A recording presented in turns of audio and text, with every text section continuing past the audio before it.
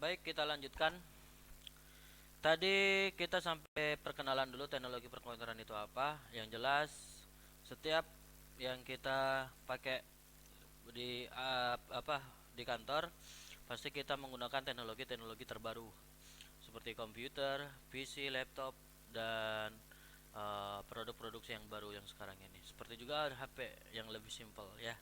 Nah, di situ kita lebih menggunakan aplikasi perkantoran ini untuk mempraktikkan gimana nanti kalau kita bekerja di kantor bisa menggunakan teknologi-teknologi yang dipakai di komputer itu sendiri, di office itu sendiri, kantor itu sendiri. Baik ya. Di sini saya akan mencoba untuk melihatkan nanti video ya. Kalian nanti pelajarin video itu. Nah, nanti kita bahas kasus ya, bahas kasus di perusahaan. Nah, kamu analisa. Nah, analisa perkantoran itu seperti apa. Nanti di situ kalian bikin uh, tujuan kantor itu apa dan lain sebagainya dan aplikasi yang dipakai itu apa. Gampang kok. Baik ya. Nah, kita kembalikan ke teknologi ya. Kalau teknologi perkantoran itu sendiri ya, teknologi perkantoran itu sendiri adalah suatu kegiatan kesekretariatan dan administrasi yang berkaitan dengan kegiatan mengumpulkan, menghimpun, mencatat, mengolah, mengandalkan, dan menyimpan. Ingat sekali lagi ya, pengertian pekerjaan kantor adalah ya, suatu kegiatan kesekretariatan dan administrasi yang berkaitan dengan kegiatan mengumpulkan, menghimpun, mencatat, mengolah, menggandakan, dan menyimpan. Berkembangnya teknologi informasi, kegiatan kesekretariatan dan administrasi dapat dipermudah dengan perangkat komputer yang disebut dengan otomasi perkantoran yang tadi saya bilang AO kalau di Indonesia. OA, Office Automation. Ya, yang ini. Berikut pembelajaran mengenai teknologi perkantoran. Ya, nanti berkaitan dengan typing, dengan Microsoft Word, ya, PowerPoint, pengolahan angka, nanti saya berbasisnya karena udah SMA, jadi pembelajarannya agak sedikit lebih rumit, tapi asik ya. Sebenarnya praktikum, cuman ya apa boleh buat karena kondisi kita video pembelajaran secara daring, juga kita harus memahami kondisi Indonesia sekarang. Baik ya, semoga cepat berlalu. Oke, baik. Nah, apa saja yang dikerjakan di aplikasi perkantoran di perkantoran itu ya. Nah, kita bahas di sini nih. Kelihatan ya? Proses yang terjadi di perkantoran seperti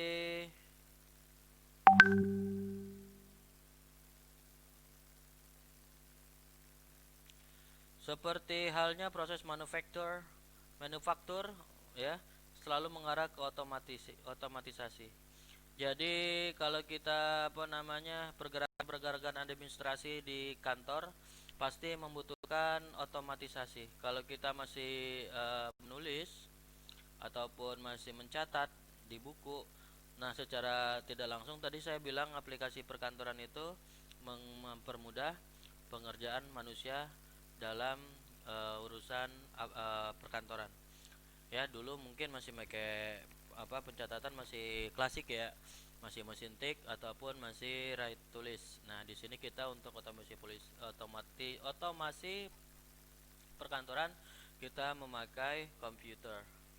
Ya, di sini teknologi kantor berevolusi dari aplikasi yang terpisah tanpa rencana menuju aplikasi yang terencana dan terpadu. Nah, teknologi kantor berevolusi dari aplikasi terpisah tanpa rencana menuju aplikasi yang terencana dan terpadu. Kita lihat nih, perbandingan waktu zamannya mungkin kalian belum tahu ya. Sebenarnya perkembangan komputer dari masa ke masa itu ada perkembangannya. Pertama Pentium 1, ya, Pentium 2, Pentium 3 itu berbasis sebenarnya masih menggunakan disket. Kalau kalian seorang keyboardist ya, disket itu fungsinya apa? Nah, di situ kita bisa memahaminya. Yang jelas disket itu fungsinya sama halnya dengan flash disk, cuman untuk floppy disk ya ataupun disket itu untuk mengaplikasikan, untuk memunculkan aplikasinya dari disket itu sendiri. Cuman sekarang udah ada Microsoft Word ya, ada Office Word ya, ada satu lagi dari apa namanya, satu lagi bukan dari Microsoft, ada satu lagi Office Office Office apa lupa namanya aplikasinya. Yang jelas itu untuk pengetikan yang kita yang akan kita pakai di aplikasi perkantoran ini, ataupun nanti kalau kalian udah bekerja nah di ruang ini ya, amin. Nah di apa namanya, di uh, suasana seperti belakang ini kalian tidak apa takut akan apa namanya, tugas-tugas yang diberikan oleh kantor itu sendiri kepada kalian. Baik ya.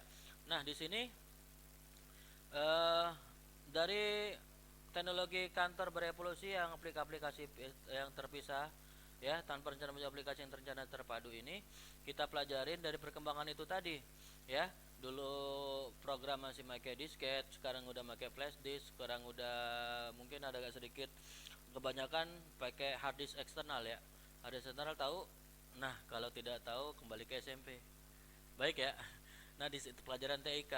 Cuman kalau di sini saya hanya mempraktekkan gimana typing yang benar, gimana apa namanya pencatatan yang benar, ataupun gimana cara lebih simpelnya pekerjaan di dalam pekerjaan Office itu sendiri. Baik ya. Teknologi kantor memudahkan penerimaan dan pengiriman informasi melalui email ataupun facsimile ya, faksimil. Nah, di situ faksimil bisa juga dikatakan untuk penerimaan dan pengiriman informasi lebih cepat, juga lebih gampang daripada zaman dulu harus mengirim ke pos ataupun yang lain-lain sebagainya. Tapi sekarang udah bisa menggunakan, kalau kita berbasisnya apa namanya database, kita bisa memahami betapa pentingnya database untuk mengirimkan data-data informasi. Seperti halnya untuk kegiatan data ya, kalau kita penginputan data barang barang masuk ya, kalau nama bahasa warehouse-nya inbound ya, kita tidak mencatat satu-satu ya, kita tidak mencatat satu-satu, tapi kita aplikasikan aplikasi inbound itu dalam database itu. Salah satunya contoh apa yang di Alfamart ya ataupun Indomaret. Basicnya basic data. Di situ kita pelajarin apa namanya, berapa apa namanya logistik yang masuk, juga kita data semuanya logistik yang keluar ataupun outbound. Baik ya. Inbound sama outbound nanti kalau kalian bekerja di warehouse atau pergudangan, kalian akan mempelajari itu, apalagi kalau apa namanya bagian administrasi. Di situ kalian bisa memahami barang yang masuk berapa, barang yang keluar berapa, dan untuk apa namanya transportasinya apa ya. Nah, di situ kalian pelajarin apapun yang dibutuhkan di perusahaan itu kalian harus pelajarin. Di sini cuman basicnya saja, dasarnya saja. Baik ya. Nah, di sini kalian, teknologi kantor memberikan keuntungan lebih besar melalui pengambilan keputusan yang lebih baik. Yang tadi saya bilang ini mempermudah masalah ya. Setiap aplikasi yang terbaru atau terbarukan itu mempermudah masalah. Teknologi kantor sebagai pelengkap bagi metode komunikasi tradisional, bukan sebagai pengganti. Nah, di sini kita memahami nih betapa pentingnya teknologi kantor ya untuk kita pelajarin. Nah, di sini kamera saya mati lagi nih. Oke, sebentar. Saya akan mengaplikasikannya di sini seperti kantor yang dianggap ini ya, yang lagi ngetrend sekarang seperti Gojek ataupun Grab. Basic kantornya itu apa ya? Basic kantornya itu kurang lebih perusahaan daring berbasis pelayanan. Pelayanan Gojek ya, pelayanan ojek, pelayanan pengantar makanan, pengantar paket ataupun yang lain sebagainya. Yang dibutuhkan segini ya, virtualnya apa? Yang dibutuhkan virtualnya di sini adalah eh, virtualnya adalah data. Data di mana data itu akan kita akan kita kelola, ya, dari data tukang ojeknya, ya, dari data restorannya, dari data hmm, apa namanya ya, kita kembali, saya tadi nggak bagus. Seperti perusahaan daring yang sekarang ini seperti Gojek ataupun Grab, dari data daring, dari data konsumennya, dari data drivernya, dari data paketnya, itu kita kumpulkan data untuk ditransmisikan. Nah, untuk transmisi capacity, nah nanti saya bahas untuk pelajaran-pelajaran selanjutnya. Kalau transmisi itu, kalau kalian punya handphone, kecepatan datanya berapa, nah nyampe ke drivernya berapa, itu intinya. Baik ya. Kalau lebih otomasi perkantoran sendiri, saya pengen ngajarin sebenarnya tentang database.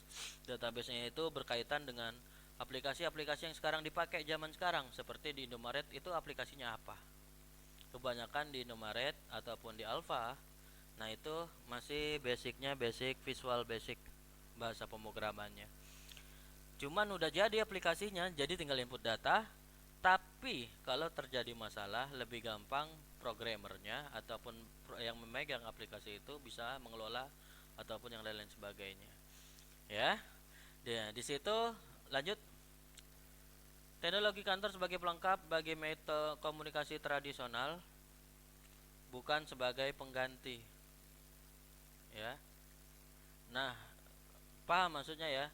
Teknologi kantor sebagai pelengkap bagi metode komunikasi tradisional, bukan sebagai pengganti. Yang tadi saya bilang, pelengkap dari metode-metode sebelumnya. Konsepnya sama. Kita butuh pengetikan nih zaman dulu, ya. Tidak menghilangkan komunikasi tradisional sebelum-sebelumnya. Seperti untuk mengirim surat via kantor pos, kita ketik dulu, tapi sekarang komunikasi tidak, metode-metode itu tidak dihilangkan, bahkan lebih simpel sekarang ini. Baik ya. Selanjutnya, virtual office itu apa? Virtual office itu, dari tadi saya bilangnya virtual office ya. Nah, virtual office itu saya minta waktu 3 menit ya. Virtual office itu kalau kita mati lagi kameranya sebentar. Aplikasi tersebut diimplementasikan pada pelajaran-pelajaran lainnya seperti administrasi keuangan, ya. Administrasi kepegawaian, ya. Administrasi keuangan, administrasi sarana prasarana, serta administrasi humas dan keprotokolan. Jadi kita pahami di sini, nah ya, kita tidak akan merasa berkurang atas informasi atas pembelajaran ini, karena basicnya di sini. Setiap pembelajaran tentang keuangan, mulai pengolahan angka ataupun administrasi menggunakan Microsoft Word, ya, pengetikan ataupun prasarana serta administrasi humas yang tadi saya bilang untuk kita ketik undangan yang lain dan sebagainya, dan juga keprotokolan seperti yang kita pelajari saat ini, yang kita lakukan saat ini secara daring kita pakai. Baik ya, terima kasih atas segala perhatian. Baik, saya akan menunjukkan suatu video di mana video itu akan ringkasan yang kita pelajarin hari ini. Silakan perhatikan, nanti kita kembali lagi.